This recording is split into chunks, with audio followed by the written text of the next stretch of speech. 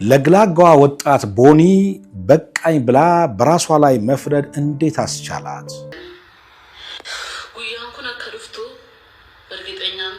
ይቺ ቀን እንደምትመጣ እርግጠኛ ነበርኩ። ፖስት ያደረገችው ቪዲዮ 2 ሰዓት አይሆነውም። በቪዲዮ ፖስት አደረገች። ከኋላዋ የተንጠለጠለ ገመድ አለ። እጅግ በሚያሳዝን ሁኔታ ራሷን አጠፋች። ቤትምሽም አግብቼም ሰርቼም አይቻለሁ፣ ረፍት አላገኘሁም። በማህበራዊ ሚዲያ ተከታዮቿን ተሰናብታ በራሷ ህይወት ላይ የፈረደችው ወጣቷ ቦኒ ድርጊት እጅግ አስደንጋጭ ሆኗል። ለሱ ምላሽ መስጠት አልሄድንም።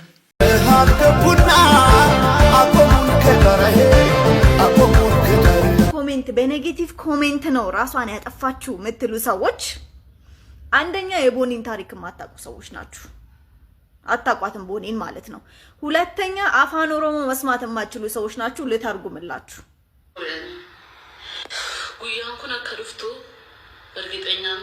ይቺ ቀን እንደምትመጣ እርግጠኛ ነበርኩ። ይቺ ቀን እንደምትመጣ እርግጠኛ ነበርኩ። የሆነ ታሪክ አለ ማለት ነው። ከናፍዩ አናን መጅረኝ ነገራ ከዚህ በኋላ ህይወት በቅቶኛል። ሰርቼ የምኖረውን ህይወት አይቻለሁ።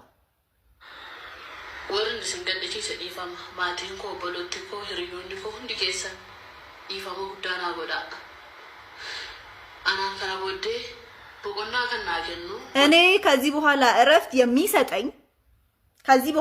የሚሰጠኝ ጂዮካ ጋይለ ሶናኔ ስራም አይደለም ትዳርም አይደለም።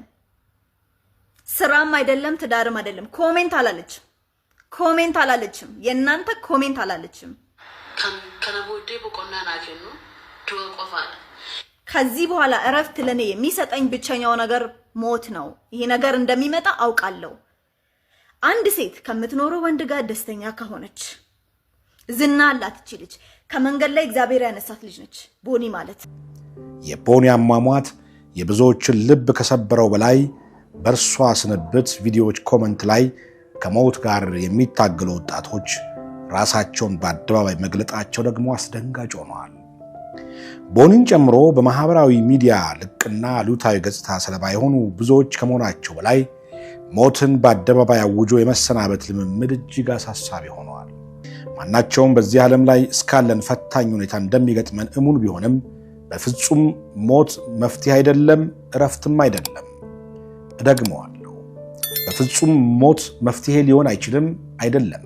በፈተናዎች ሁሉ ከራስ ጋር ብቻ ከመታገል ይልቅ ችግሩን ከሌሎች ወገኖች ጋር ተጋርቶ መፍትሄ መፈለግ ማለታችን ነው። ለሁሉም ችግሮች እንደየሁኔታቸው መውጫ መንገዶችም ልዩ ልዩ መሆናቸውን ቢታመንም ከራስ ጋር ታግሎ በራስ ላይ ከመፍረድ መታቀብ በእጅጉ ያስፈልጋል እንላለን።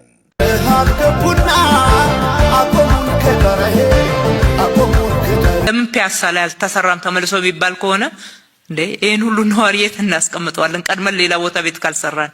ቴዲ አፍሮ መሬት ላይ ያለውን እውነት ነው የዘፈነው። የእውነት የቴዲ ዘፈን በጣም ከፍተኛ ጉዳት እንዳደረሰባቸው አይቻለሁ እና እኔ የሚድንም አይመስለኝም። አንድ የኦሮሞ ተወላጅ የሆነች ልጅ ወጣ የምትናገረውን እያየው ነበረ። የእውነት ለመናገር 18 ሙኑም ዘፈን ስማው ምንድነው?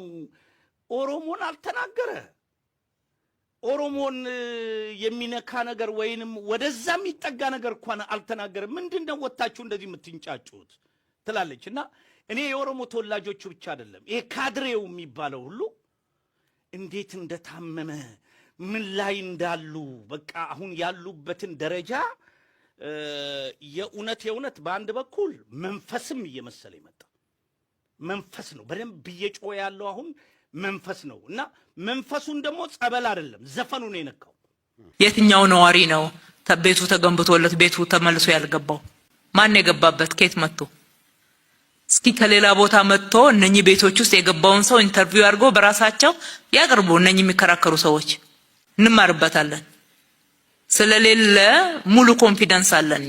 የአውሮፓ ሀገራት 2 ትልልቅ ሀገራት ደብዳቤ ጽፏል ለኢትዮጵያ መንግስት ምንም ነገር እንዳታረግ በሚል ማለት ነው። ሁለት ሀያላን ሀገራት ናቸው የጻፉትና የቀድሞ በኢትዮጵያ የአሜሪካ አምባሳደር ታቦር ናጂብ ድንቅ ነው አድምጡት ብሏል። ጀግና ነው፣ ቆፍጣና ነው፣ ከጋዜጠኞች ይልቅ አርቲስቶች የኢትዮጵያ ጉዳይ እየገለጹ ነው ብሎ ከፍተኛ ድጋፍ አለው። በኢትዮጵያውያን ብቻ አይደለም፣ ከትግራይ እስከ ደቡብ ከምዕራብ እስከ ምስራቅ በሙሉ በዚህ ጉዳይ ላይ አንድ አይነት ነው። አንድ አይነት እንደዚህ አይነት ጊዜ ተገኝቶ አይታወቅም በኢትዮጵያ ታሪክ። እንደዚህ አይነት በአንድ አርቲስት ላይ ያለምንም ልዩነት፣ ያለምንም ብሔር ልዩነት፣ ያለምንም ጂኦግራፊ ልዩነት በዚህ ስራ እኩል ፊል ያደረገውና ፔኑን እንዲሰማው ያደረገ ስራ ተደርጎ አይታወቅም። እንግዲህ ብልጽግና ተመልካቾች የተቆረጠ እባብ ነው ቂጥ ውስጥ የገባበት። የተቆረጠ እባብ በቀላሉ አይወጣም፣ እዛው ነው የሚቀር። በምንም ተአምር በኦፕሬሽን በለየት ያለ ኦፕሬሽን አህያውን ሳቶ ዳውላውን ይባላል። ያስጣል እኮ መንፈስ ሳይሆን የሙዚቃ አልበም ነው። እና ደግሞ ሌላ ዓላማ ከሌላችሁና የምርም ህዝቡን መንፈስ አስጨንቁታል ብላችሁ ካሰባችሁ ከአንድ ዘፈን በፊት እንዴት የኑሮ ውድነት መንፈስ አልታያችሁ? የዘይት መጨመር መንፈስ፣ የነዳጅ መጨመር መንፈስ፣ የእርስ በርስ ግጭት መንፈስ፣ ትራንስፖርት መጨመር መንፈስ፣ የታክሲ ሰልፍ መንፈስ ምናምን እንዴት አልታያችሁ? ጭራሽ ብላችሁ ሃይማኖትና ፖለቲካ መቀላቀል ጀመራችሁ። ኧረ እንደው ስላይ ነብራ እናንተ ጋር ተመሳሳይ ሃይማኖት የሚከተሉ ሰዎችን ታሸማቋቸው። ቴስታ ሊጋሪ ጎዲስ ክላስ ያቶኩታ ስብከት ባሉ ባልታ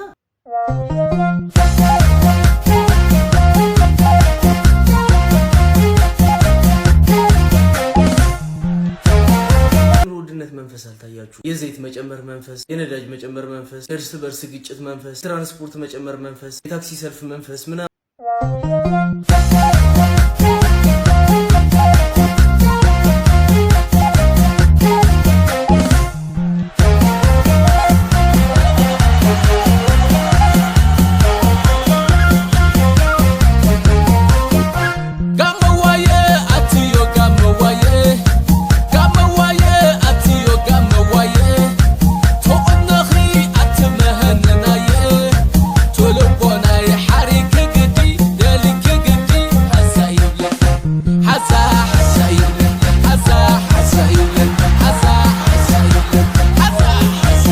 ቴዲ አፍሮ መሬት ላይ ያለውን እውነት ነው የዘፈነው።